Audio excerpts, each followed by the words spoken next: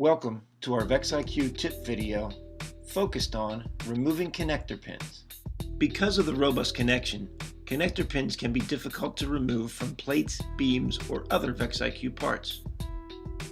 This is especially true for the 1x1 connector pin after it is attached.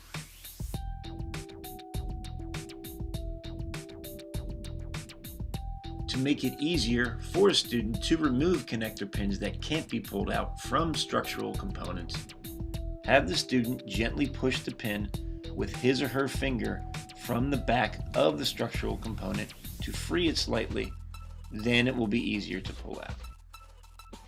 Alternatively, the end of a shaft or edges of beams can be used instead of a finger to push the pin free from the back side.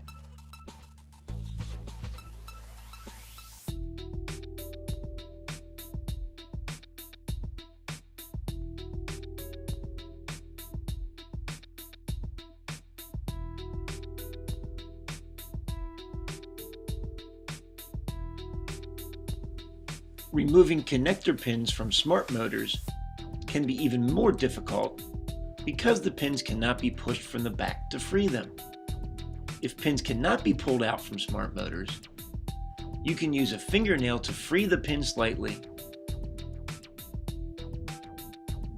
or you can use a VEX IQ beam to connect to the pin, provide some force by pushing or pulling the beam to one side, then hold that force while rolling the beam until the pin is free.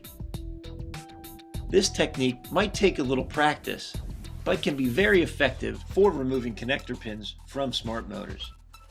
That's all for removing connector pins, but be sure to join us next time for more.